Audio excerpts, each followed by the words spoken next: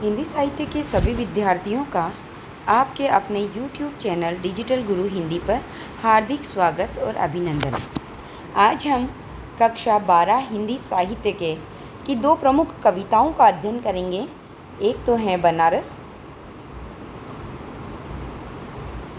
और दूसरी है दिशा। परंतु कविताओं की व्याख्या आरंभ करने से पहले एक बार हम संक्षेप में केदारनाथ सिंह जी का कवि परिचय देख लेते हैं। आइए प्रारंभ करते हैं केदारनाथ सिंह का कवि परिचय। तो केदारनाथ सिंह जिनका जन्म 1934 में तथा निधन 2018 में हुआ था, ये आधुनिक हिंदी कविता के शिखर कवियों में से एक हैं। वे तीसरा सप्तक के प्रमुख कवि थे। हम विगत कक्षाओं में भी देख चुके हैं कि 4 तार सप्तकों का प्रकाशन हुआ है। जो तार सप्तक हुआ है, यानी ये जो पहला तार सप्तक है, यह 1943 ईस्वी में। दूसरा तार सप्तक, या जिसे कहेंगे हम दूसरा सप्तक, ये 1951 में। तीसरा सप्तक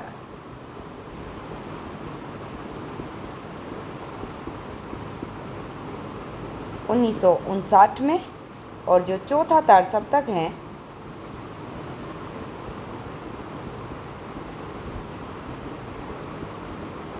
ये 1979 ईस्वी में प्रकाशित हुआ था। तो ये जो केदारनाथ सिंह जी है, ये तीसरे सप्तक के प्रमुख कवि रहे हैं और उन्हें अपनी काव्य साधना के लिए हिंदी साहित्य के सर्वोच्च सम्मान ज्ञानपीठ पुरस्कार से सम्मानित किया गया है। उनका संक्षिप्त परिचय देखते हैं। सबसे पहले इनका जीवन परिचय। केदारनाथ सिंह जी का जन्म 7 जुलाई 1934 को बलिया जिले उत्तर प्रदेश में हुआ था। केदारनाथ सिंह जी का जन्म 7 जुलाई 1934 बलिया जिले के चकिया ग्राम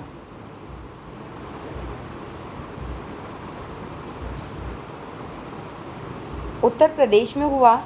इनकी शिक्षा काशी हिंदू विश्वविद्यालय से, इन्होंने काशी हिंदू विश्वविद्यालय BHU से MA और PhD की थी। ये जवाहरलाल नेहरू विश्वविद्यालय में भारतीय भाषा केंद्र के अध्यक्ष और प्रोफेसर रहे हैं। इनका निधन 19 मार्च 2018 को हुआ है। इनकी प्रमुख काव्य कृतियाँ हम देखते हैं। केदारनाथ सिंह जी की कविताओं में गांव और शहर का द्वंद्व और संवेदना साफ दिखाई देती हैं। इनके काव्य संकलन हैं अभी बिल्कुल अभी, ये इनका पहला काव्य संग्रह है। जमीन पक रही है, यहाँ से देखो, अकाल में सारस, उत्तर कबीर और अन्य कविताएं, बाघ, एक लंबी कविता, टोल्स्टॉय और साइकिल। वापस देखें, अभी बिल्कुल अभी, जमीन पक रही है, यहाँ से देखो, अकाल में सारस पर इन्हें साहित्य अकादमी पुरस्कार प्राप्त हुआ था। उत्तर कबीर और अन्य कविताएं, बाघ लंबी कविता है इनकी, टोल्स्टॉय और साइकिल। एक बार वापस मेरे साथ बोले, अभी बिल्कुल अभी, जमीन पक रही है, यहाँ से देखो, अकाल में सारस, जिस पर इन्हें साहित्य अकादमी पुरस्कार मिला है। उत्तर कबीर और अन्य कविताएं, बाघ एक लंबी कविता है, टोल्स्टॉय और साइकिल। केदारनाथ सिंह जी की कविता बनारस, जो कि हमारे पाठ्यक्रम में शामिल है, ये इनका जो प्रसिद्ध काव्य संग्रह है अभी बिल्कुल अभी, इसमें संकलित है। यह कविता शहर के भूगोल का वर्णन ही नहीं करती, बल्कि उस शहर की आत्मा और उसके शाश्वत चरित्र को भी रेखांकित करती हैं। आगे आ जाइए। केदारनाथ सिंह जी मूलतः अपनी कविताओं के लिए ही प्रसिद्ध है, लेकिन इन्होंने गद्य के क्षेत्र में भी बहुत ही महत्वपूर्ण और उच्च कोटि का कार्य किया था। उनके गद्य में वही तरलता और गहराई देखने को मिलती है जो उनकी कविताओं में है। इनके प्रमुख गद्य रचनाओं में देखते हैं सबसे पहले आलोचना और निबंध। तो इनका पहला निबंध संग्रह मेरे समय के शब्द, ये इनका सबसे चर्चित निबंध संग्रह है। मेरे समय के शब्द, कल्पना और छायावाद, आधुनिक हिंदी कविता में बिंब विधान, यह इनका PhD का शोध कार्य जो था वो इसी पर था, आधुनिक हिंदी कविता में बिंब विधान और हिंदी कविता में बिंब विधान। ये इनके प्रमुख निबंध संग्रह या आलोचनात्मक पुस्तकें हैं। मेरे समय के शब्द, कल्पना और छायावाद, आधुनिक हिंदी कविता में बिंब विधान, हिंदी कविता में बिंब विधान। इनके संस्मरण और अन्य हैं। कब्रिस्तान में पंचायत, ये इनके निबंध और संस्मरणों का एक संग्रह है। इन्होंने साखी और ताना बाना का संपादन किया था। ये जो ताना बाना है ये भारतीय कविताओं का एक महत्वपूर्ण संकलन है, यानी विविध भाषाओं की जो कविताएं हैं उनका संकलन है ताना बाना। केदारनाथ सिंह मूलतः अपनी कविताओं के लिए प्रसिद्ध हैं। चलिए आगे बढ़ते हैं, इनके सम्मान और पुरस्कार देखते हैं। हिंदी साहित्य में उनके योगदान के लिए उन्हें कई प्रतिष्ठित सम्मान मिले हैं, जिनमें है पहला ज्ञानपीठ पुरस्कार जो कि 2013 में इनको संपूर्ण साहित्य के लिए मिला था। साहित्य अकादमी पुरस्कार यह 1989 ईस्वी में अकाल में सारस के लिए मिला था। व्यास सम्मान इन्हें मिला है और मैथिली शरण गुप्त सम्मान मिला है। इन्हें इनके संपूर्ण साहित्य पर ज्ञानपीठ पुरस्कार 2013 में प्राप्त हुआ था। साहित्य अकादमी पुरस्कार मिला है इन्हें अकाल में सारस पर 1989 में, व्यास सम्मान मिला था और मैथिली शरण गुप्त पुरस्कार मिला था। आइए अब हम प्रारंभ करते हैं इनकी प्रसिद्ध कविता बनारस। बनारस कविता की व्याख्या। हमने अभी अभी देखा कि इनकी जो बनारस कविता है, यह कविता इनके काव्य संग्रह है, अभी बिल्कुल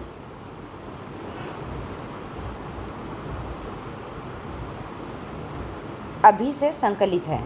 चलिए प्रारंभ करते हैं। इस शहर में वसंत अचानक आता है और जब आता है तो मैंने देखा है लहर तारा या मड़ुआडीह की तरफ से उठता है धूल का एक बवंडर और इस महान पुराने शहर की जीभ किरकिराने लगती है। जो है वह सुगबुगाता है, जो नहीं है वह फेंकने लगता है पचकियाँ।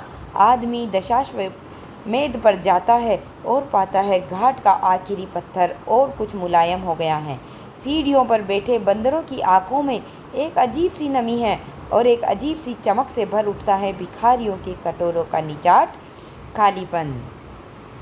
प्रस्तुत शहर में कवि केदारनाथ सिंह जी ने बसंत के आगमन का चित्रण किया है कि जब बसंत ऋतु आती है तब यह शहर कितना सुहावना और नई ऊर्जा से भर जाता है। तो इस शहर में अचानक आता है वसंत। कवि यहाँ कहते हैं कि इस शहर में जो वसंत ऋतु है वह अचानक से आ जाती है और जब आती है तो मैंने देखा है लहर तारा या मड़ुआडीह की तरफ से आता है। ये लहर तारा और मड़ुआडीह दोनों ही बनारस के दो मोहल्ले हैं, उन्हीं की तरफ से उठता है एक धूल का बवंडर और उधर से एक धूल का बवंडर उठता है और इस महान पुराने शहर की जीभ किरकिराने लगती है। और जिस प्रकार धूल उठती है या धूल का तूफान आता है तो जीभ किरकिराने लगती है, वैसे ही इन शहरों से सांस्कृतिक जागरण और सांस्कृतिक कार्यक्रमों का प्रारंभ हो जाता है। लहर तारा और मड़ुआडीह ये दोनों ही मोहल्ले बनारस में अत्यधिक प्रसिद्ध हैं। कारण है कि लहर तारा कबीरदास जी की जन्म और कर्मस्थली मानी जाती है, जबकि ये जो मड़ुआडीह है, यह मड़ुआडीह संत कवि रैदास की जन्मस्थली और कर्मस्थली मानी जाती हैं।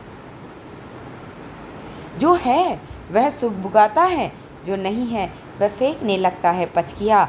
आदमी दशाश्वमेध पर जाता है। दशाश्वमेध बनारस का एक घाट है और पाता है कि घाट का आखिरी पत्थर कुछ और मुलायम हो गया है।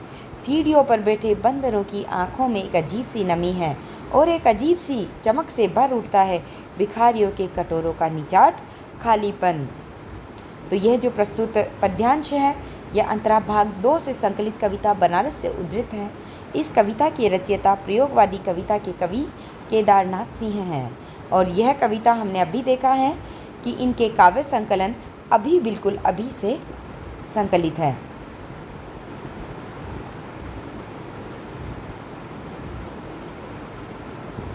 इस पद्यांश में केदारनाथ सिंह वसंत के समय बनारस के सांस्कृतिक और सामाजिक परिवेश का सजीव चित्रण करते हैं।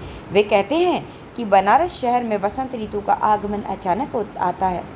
जैसे ही बसंत ऋतु आती है वैसे ही कवि महसूस करता है कि वहाँ के मोहल्ले लहरतारा या मडुआडीह की ओर से धूल का एक बवंडर उठकर सारे शहर में धूल ही धूल कर देता है, जिससे इस महान और प्राचीन शहर की जीभ किरकिराने लगती है। अर्थात सारे बनारस शहर में धूल भरा वातावरण रहने लगता है। बसंत ऋतु के आगमन पर जो सजीव व्यक्ति है, देखिए यहाँ, जो है अर्थात जो सजीव है वह सुगबुगाता है और जो नहीं है वह फेंकने लगता है पचकिया। यानी जो सजीव व्यक्ति हैं उनके मन में सुगबुगाहट होने लगती है और उनमें अर्थात उनमें जीवंतता आ जाती है और चेतना का संचार हो जाता है, और जो नहीं है अर्थात जो चेतना से रहित है उसमें भी अंकुरण होने का आभास होने लगता है। वसंत के आगमन पर पूरा वातावरण उल्लास से भर जाता है और गंगा के दशाश्वमेध घाट पर लोगों का आना जाना बढ़ जाता है, और जिससे घाट का अंतिम पत्थर भी मुलायम हो जाता है। अर्थात जैसे पत्थर कठोर होता है वैसे ही जो कठोर हृदय के लोग हैं वे भी इस वसंत के आगमन पर कोमल हृदय हो जाते हैं। घाट के मुलायम होते पत्थर की तरह लोगों के मन की कठोरता भी भक्ति से मुलायम होने लगती है। घाट पर बैठे हुए बंदरों की आंखों में नमी है अर्थात आशा की नमी दिखाई देती है, जो लोगों के आने जाने से घाट पर बैठे हुए भिखारी है उनके कटोरों में जो खालीपन है वह भी कुछ दान दक्षिणा पाने की उम्मीद से चमक उठता है। आशा है समझ में आया होगा। एक बार देख लीजिए कि इस शहर में वसंत अचानक आता है, यानी ये जो शहर है बनारस, इसमें वसंत का आगमन अचानक आता है। और जब आता है तो मैंने देखा है, और जब ये वसंत आता है तो कवि क्या देखते हैं कि यह लहरतारा और मडुआडीह की तरफ से एक धूल का बवंडर उठता है अर्थात सांस्कृतिक चेतना उभरती है और इस महान पुराने शहर की जीभ किरकिराने लगती है। अर्थात ये महान जो पुराना शहर है यह भी सजीव हो उठता है। जो सजीव है वह सुगबुगाता है अर्थात उनमें सुगबुगाहट होने लगती है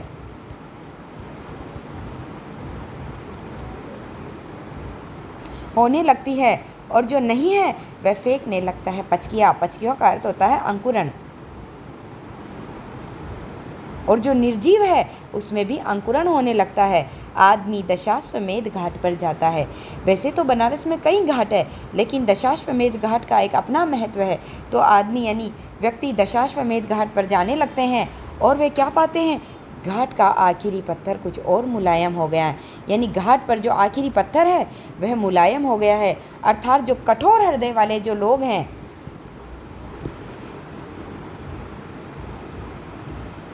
कठोर हृदय वाले जो लोग हैं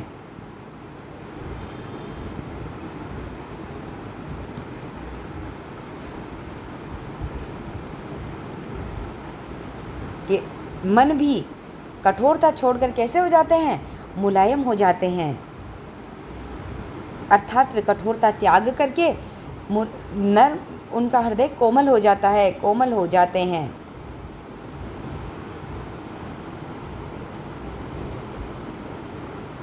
सीढ़ियों पर बैठे बंदरों की आंखों में एक अजीब सी नमी है।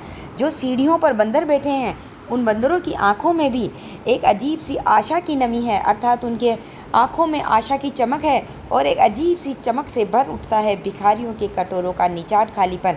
और जो घाट पर बैठे हुए भिखारी हैं वह भी लोगों के आगमन से उनके जो कटोरे हैं अर्थात उनके भीख मांगने के जो कटोरे हैं उनका खालीपन भी भर उठता है। अर्थात लोगों के आवागमन से उन कटोरों में सिक्के भरने लगते हैं और उनका खालीपन भी समाप्त होता है और वह भी चमक से भर जाता है। देखिए विशेष देखते हैं, वसंत शहर का मानवीकरण किया गया है, अतः यह मानवीकरण अलंकार है। जीभ किरकिराना एक मुहावरे का प्रयोग है। हम सभी जानते हैं कि जब अचेतन पर चेतनता का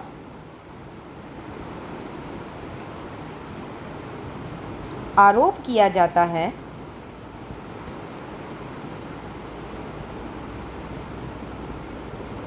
वहाँ मानवीकरण अलंकार होता है। जीभ किरकिराना मुहावरे का प्रयोग है। देखिए कितना सुंदर मुहावरा है। मुक्त छंद का प्रयोग है। ज़्यादातर कविताएं जो आधुनिक काल में लिखी गई हैं उनमें मुक्त छंद का ही प्रयोग है और हम सभी जानते हैं कि मुक्त छंद के जो प्रणेता हैं वे सूर्यकांत त्रिपाठी निराला हैं। बैठे बंदरों अचानक आता है में अनुप्रास अलंकार है। देखिए बै की आवृत्ति है और ए की आवृत्ति होने से अनुप्रास अलंकार है। हम जानते हैं कि जहाँ वर्णों की आवृत्ति होती है वहाँ अनुप्रास अलंकार होता है। लक्षणा शब्द शक्ति का प्रयोग है। प्रवाहमयी भाषा है। मिश्रित शब्दावली युक्त खड़ी बोली का प्रयोग है। चलिए आगे बढ़ते हैं। तुमने कभी देखा है खाली कटोरों में वसंत का उतरना। यह शहर इसी तरह खुलता है, इसी तरह भरता है और खाली होता है यह शहर। इसी तरह रोज़ रोज़ एक अनंत शव ले जाते हैं कंधे अंधेरी गली से चमकती हुई गंगा की तरफ। इस शहर में धूल धीरे धीरे उड़ती है, धीरे धीरे चलते हैं लोग और धीरे धीरे बजते हैं घंटे। शाम धीरे धीरे होती है। देखिए प्रस्तुत पद्यांश हमारी पाठ्य पुस्तक अंतरा भाग 2 के बनारस कविता से लिया गया है। इस कविता के रचयिता केदारनाथ सिंह जी है और केदारनाथ सिंह जी के प्रसिद्ध काव्य संकलन अभी से यह कविता ली गई है। यहाँ कवि बनारस शहर की सांस्कृतिक विरासत और प्राचीनता का वर्णन करते हुए कहते हैं कि तुमने कभी देखा है खाली कटोरों में वसंत का उतरना। वसंत खुशहाली का रूप होता है और खाली कटोर में वसंत का उतरना मुहावरा है, अर्थात लोगों के जीवन में या भिखारियों के जीवन में भी प्रसन्नता हो जाती है। और यह शहर इसी तरह खुलता है, यह शहर इसी प्रकार भरता है, यानी यह शहर निरंतर चलता रहता है। यह रोज़ भरता है और खाली होता है, अर्थात यहाँ जीवन और मरण का चक्र निरंतर चलता रहता है।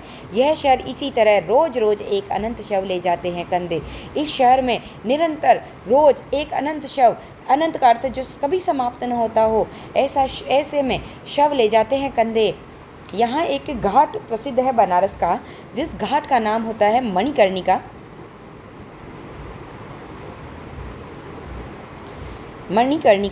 और इस घाट की एक विशेषता है कि यहाँ निरंतर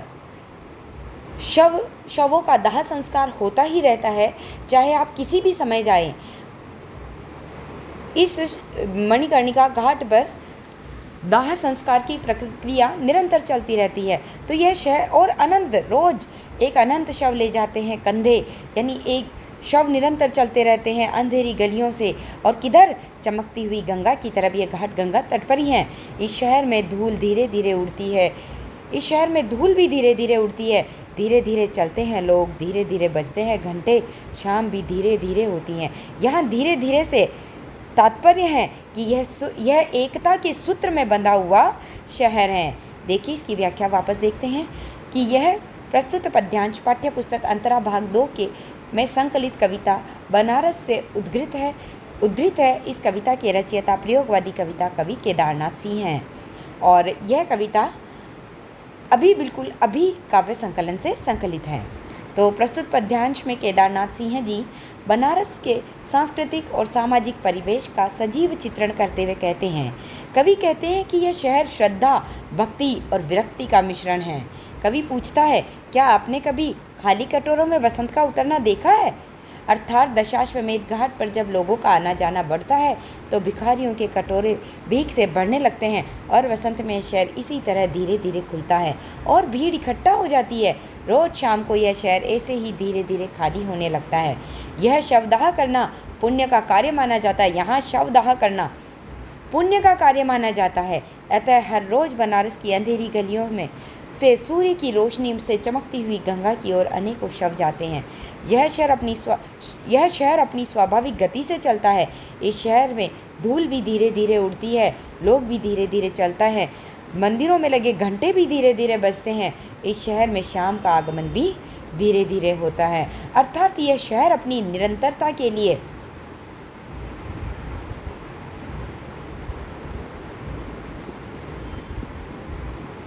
अत्यधिक प्रसिद्ध है।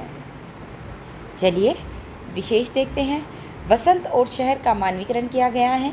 रोज रोज धीरे धीरे में पुनरुक्ति प्रकाश अलंकार है। जब एक ही शब्द की आवृत्ति हो और दोनों बार अर्थ वही हो और बीच में योजक चिन्ह का प्रयोग हो तो वहाँ पुनरुक्ति प्रकाश अलंकार होता है। मुक्त छंद की कविता है। लक्षणा शब्द शक्ति का प्रयोग, प्रवाहमयी भाषा, मिश्रित शब्दावली युक्त खड़ी बोली का प्रयोग है। चलिए आगे बढ़ते हैं।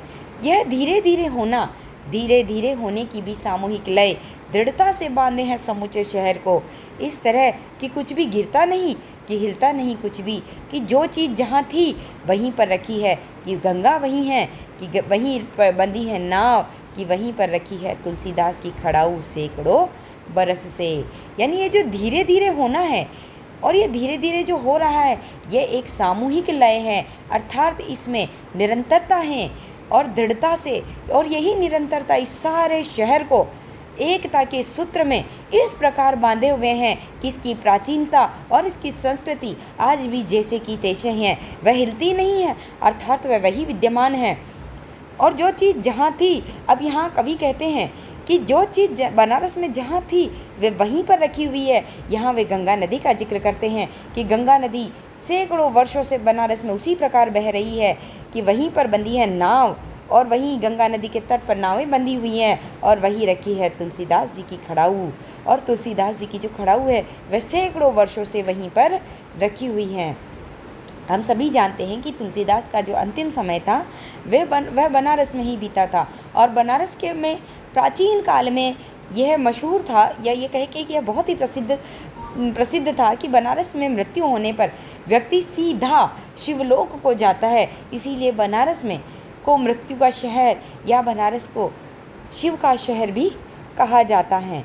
देखिए, व्याख्यायी पद्यांश पाठ्य पुस्तक अंतरा भाग 2 में संकलित कविता बनारस से लिया गया है। इस कविता के रचयिता कवि केदारनाथ सिंह जी हैं। केदारनाथ सिंह जी बनारस के समय में बसंत के समय में बनारस के सांस्कृतिक और सामाजिक परिवेश का चित्रण करते हुए कहते हैं, कवि बनारस की श्रद्धा, भक्ति और विरक्ति के मिश्रण की ओर ध्यान दिलाते हुए यहाँ की धीमी जीवन शैली के विषय में वर्णन करते हैं कि यह धीमापन यहाँ के समाज की सामूहिक लय में शामिल हो चुका है और इसने पूरे शहर को दृढ़ता से बांध रखा है। यहाँ की जीवन शैली ऐसी हो गई है कि यहाँ कुछ भी बदलता नहीं, कुछ भी गिरता नहीं है, कुछ भी हिलता नहीं है। यहाँ की संस्कृति सैकड़ों वर्ष पुरानी होते हुए भी वैसी ही है। जो चीज़ें सैकड़ों वर्ष पहले जहाँ थी वे आज भी हैं, उनमें कोई बदलाव नहीं है। पवित्र गंगा नदी वहीं पर है, घाट पर बंधी हुई नावें भी वही पुरानी है, तुलसीदास की पवित्र खड़ाऊ भी जहाँ की तहाँ रखी हुई है। देखिए, विशेष देखते हैं, बनारस की सांस्कृतिक विरासत का वर्णन है। यहाँ धीरे धीरे में पुनरुक्ति प्रकाश है, मुक्त छंद है, लक्षणा शब्द शक्ति, प्रवाहमयी भाषा और मिश्रित शब्दावली युक्त खड़ी बोली का प्रयोग है। चलिए, कभी सही साँझ बिना किसी सूचना के घुस जाओ इस शहर में, कभी आरती के आलोक में इसे अचानक देखो, अद्भुत है इसकी बनावट, यह आधा जल में है, आधा मंत्र में, आधा फूल में, आधा शव में, आधा नींद में, आधा शंख में, अगर ध्यान से देखो तो यह आधा है और आधा नहीं है। अब यहाँ कवि कहते हैं कि कभी सही साँझ यानी कभी संध्या के समय में, सही साँझ यानी शाम की शुरुआत में ही इस शहर में तुम चले जाओ, बिना किसी सूचना के घुस जाओ इस शहर में चले जाओ। और इस शहर में जाकर आप क्या देखते हो? कभी आरती के आलोक में, संध्या समय में होने वाली जो गंगा आरती है, जो कि अत्यधिक प्रसिद्ध है बनारस की गंगा आरती, तो उसके आरती के आलोक में, आरती के प्रकाश में देखो, क्या देखो, इसे अचानक देखो कि शहर को जब तुम देखोगे तो आप क्या महसूस करेंगे कि अद्भुत है इसकी बनावट, कि शहर की बनावट कितनी अद्भुत है। यह आधा जल में है, आधा मंत्र में, आधा फूल में है। अर्थात ये शहर ऐसा प्रतीत होता है क्योंकि ये गंगा तट पर है, ऐसा लगता है ये आधा जल में है, आधा मंत्रों में, क्योंकि प्रातः से रात्रि तक यहाँ मंदिरों में मंत्रोच्चारण चलता रहता है, आधा फूलों में है, यहाँ निरंतर फूल आरती में फूलों से अर्घ्य दिया जाता है, आधा शव में है क्योंकि यहाँ निरंतर शव जलते रहते हैं। अभी अभी मैंने बताया था आपको कि मणिकर्णिका घाट पर प्रत्येक क्षण शव जलता रहता है। और प्राचीन काल में तो ये प्रसिद्ध भी है, आज भी यह कहावत प्रसिद्ध है या ये चीज़ प्रसिद्ध है कि जिस दिन मणिकर्णिका घाट में शव का जलना बंद हो जाएगा और यह कलयुग समाप्त हो जाएगा, अर्थात ये संसार ही नष्ट हो जाएगा। यह शहर आधा नींद में है, आधा शंख में है, आरती के बाद बजने वाले शंखों में है। अगर ध्यान से देखो तो यह आधा है और आधा नहीं है। तो यह प्रस्तुत कविता बनारस कविता जो है केदारनाथ सिंह जी द्वारा रचित है और इस कविता में बनारस के सांस्कृतिक और सामाजिक परिवेश का सजीव चित्रण किया गया है। और यह कविता केदारनाथ सिंह जी के प्रसिद्ध काव्य संकलन अभी से ली गई है। इन पंक्तियों में संध्या के समय बनारस की शोभा का वर्णन करते हुए कवि कहते हैं कि यदि आप कभी शाम होते ही बिना किसी को सूचित किए बनारस आओगे तो उस समय हो रही आरती के प्रकाश में तुम इस शहर को अचानक से देखने पर पाओगी कि इस शहर की बनावट अद्भुत है। यह बनावट हमें अपनी ओर आकर्षित करती है। उस समय यह आधा जल में झिलमिलाता हुआ दिखाई देता है। यहाँ के लोग पूजा पाठ करते हुए दिखाई देते हैं। कुछ लोग फूलों को तेराते हुए तो कुछ शवों को विसर्जित या संस्कार करते हुए दिखाई देते हैं। यह शहर आधा डूबा हुआ सा और शंख की ध्वनि द्वारा आरती करता दिखाई देता है। यदि आप ध्यानपूर्वक इस शहर को देखेंगे तो यह आधा होते हुए भी आधा नहीं लगेगा। इस शहर में परंपरा और आधुनिकता का अद्भुत संगम दिखाई देता है। विशेष वही है बनारस की सांस्कृतिक विरासत का वर्णन, सही साज में अनुप्रास अलंकार, मुक्त छंद का प्रयोग, लक्षणा शब्द शक्ति का प्रयोग है, प्रवाहमयी भाषा, मिश्रित शब्दावली युक्त खड़ी बोली का प्रयोग है। देखिए, जो है वह खड़ा है बिना किसी स्तंभ के, जो नहीं है उसे थामे हैं राख और रोशनी के ऊंचे स्तंभ, आग के स्तंभ और पानी के स्तंभ, धुएं के खुशबू के, आदमी के उठे हुए हाथों के स्तंभ, किसी अलक्षित सूर्य को देता हुआ अर्घ्य। शताब्दियों से इस तरह गंगा के जल में अपनी एक टांग पर खड़ा है यह शहर, अपनी दूसरी टांग से बिल्कुल बेखबर। यहाँ कवि बनारस की प्राचीनता, उसकी सांस्कृतिक विरासत का वर्णन करते हुए कहते हैं कि ये जो शहर है यह आज भी अपनी सांस्कृतिक विरासत को उसी प्रकार थामे हुए हैं जैसे प्राचीन काल में था। देखिए, स्तंभ यानी खंबा, अलक्षित, अज्ञात या न देखा हुआ अर्घ्य पूजा के 16 उपचारों में से एक। तो प्रस्तुत पद्यांश पाठ्य पुस्तक अंतरा के भाग 2 से संकलित कविता बनारस से उद्धृत है और यह कविता कवि केदारनाथ सिंह जी द्वारा रचित है। केदारनाथ सिंह जी वसंत के समय बनारस के सांस्कृतिक और सामाजिक परिवेश का सुंदर चित्रण करते हैं। कवि बनारस की विशेषताओं का उल्लेख करते हुए कहते हैं कि इस शहर में सबको सहारा मिलता है और इस शहर में जो भी आता है वह अपनी आस्था से बंधा यहाँ आता है। उसे उसकी आस्था नहीं आश्रय दिया है। यहाँ गंगा की आरती के समय आरती के पात्र से उठने वाली ज्योति की लपटें और धुएं से गंगा में जल स्तंभ बन जाते हैं। चारों ओर आरती की सुगंध फैल जाती है। मनुष्य के उठे हुए हाथ मानो कि न दिखाई देने वाले सूर्य को जलांजलि देते हुए प्रतीत होते हैं। सदियों से इस शहर में आस्था, श्रद्धा और भक्ति का आयोजन होता आया है। यह शहर अपनी आस्था के सहारे अपने मन में मग्न है। इसे अन्य किसी की कोई चिंता नहीं। इस शहर का आधा भाग अर्थात कुछ लोग परंपरानुसार कार्य करते हैं तो आधे लोग आधुनिकता का भोग कर रहे हैं। आप ये देखिए कि ये जैसे आग के स्तंभ यानी जो आरती हैं, आरती की लो, उसका स्तंभ, पानी का स्तंभ, यहाँ पानी का स्तंभ का अर्थ है गंगा का पानी। धुएं का स्तंभ अर्थात आरती अगरबत्तियों से जो धुआं उठता है, धूप बत्तियों से जो धुआं उठता है वे धुएं के स्तंभ है और आदमी के उठे हुए हाथों के स्तंभ। तो ये जो है ये कवि ने यहाँ बताया है कि बनारस जो खड़ा है वह बनारस किसी और स्तंभों पर नहीं, वो इन स्तंभों पर यानी निरंतर होने वाली आरती, गंगा का जल और गंगा आरती के समय मंदिरों से और आरती के समय जो धूप बत्तियों से उठने वाला धुआं है उस धुएं के स्तंभ, उनकी खुशबू के जो स्तंभ है और आदमी के उठे हुए हाथ, इन्हें उनकी श्रद्धा से उठे हुए जो हाथ है उनके स्तंभों पर यह आज भी शहर टिका हुआ है। देखिए, विशेष देखते हैं। बनारस की सांस्कृतिक विरासत का वर्णन है। ऊंचे ऊंचे में पुनरुक्ति प्रकाश अलंकार, मुक्त छंद का प्रयोग, लक्षणा शब्द शक्ति का प्रयोग, प्रवाहमयी भाषाएं, मिश्रित शब्दावली से युक्त खड़ी बोली का प्रयोग और मानवीकरण अलंकार है। इसी के साथ हमारी बनारस कविता यहाँ समाप्त होती है। अब हम केदारनाथ सिंह जी की दूसरी कविता जो कि बहुत छोटी सी है, दिशा कविता की व्याख्या करने जा रहे हैं। दिशा कविता प्रारंभ करते हैं, इसकी व्याख्या प्रारंभ करते हैं। कवि इस कविता में कहना चाहते हैं कि प्रत्येक व्यक्ति का अपना